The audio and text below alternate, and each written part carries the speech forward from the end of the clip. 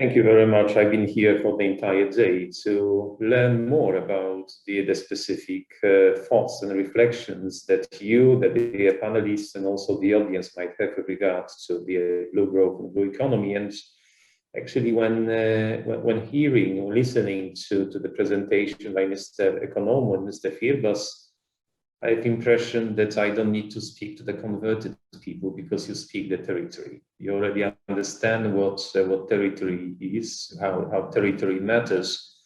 And we don't need to convince you that the territorial approach, the place-based policies, the place-sensitive policies is not just the melody to the ears of the ESPON community, but also to decision makers at the national and the Commission level. Just to reflect on a couple of issues, couple of points that my predecessors raised, I think that one could ask a question, is ESPON still needed? Because the plans are there, the budget is there, the funds, the ideas. So what the role of ESPON in that regard could actually be? And I would say by having a sort of a metaphor that ESPA, as Mr. Firbas was saying, and ESPON seems a good marriage because of this affinity of the names. So whereas you have your model on how to draw a partnership, how to create good governance for the purpose of implementing the principles and the priorities for the blue economy and maritime spatial planning as an element, we as ESPON provide some inspiration how to do it. We do it not because we know best, but we feel that we have been able to gather a lot of competence, also through meetings like this one, to give certain ideas, certain inspirations, certain proposals on how to do the things even better, based on the European territorial evidence that we are a stronghold of, but also a good practice that we can try to convey to whatever country, whatever area, whatever macro region is at stake. And as we know, in case of the maritime economy and blue growth, there are things that do not tolerate the existence of administrative borders. Water doesn't do it, the flows don't do it, the pollution, the impacts, whatever dynamic processes are in our space, they don't stop at the borders. And this is the role of organizations like ESPON EGTC, as we are the single operating body of the ESPON program, and the events like this to actually also try them to broaden our horizons, to maybe show new horizons to the people that the territory indeed matters. I fully subscribe to the idea of partnership, of multi-level governance. This is the buzzwords that we have been promoting through the years, that the solid implementation of all political priorities and plans does not exist without a good partnership, which is not only across the tiers of governance, but also across the territories.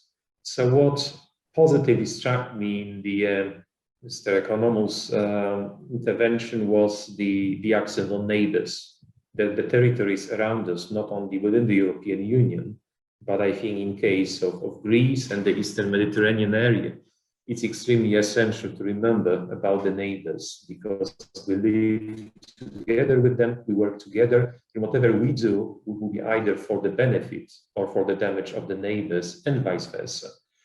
So this is the beauty of maritime spatial planning and the beauty of an integrated approach to implementing the blue economy and the blue growth fields, that we need to do it together, also with our neighbors.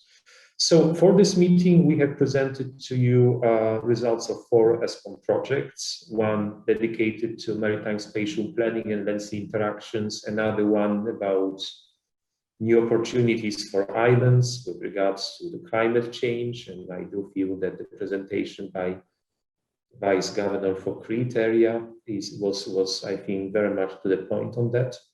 Also maritime economic clusters governance, what good examples we can bring for the port and city integration, and then compass on territorial governance and planning systems, what kind of systems we really need here.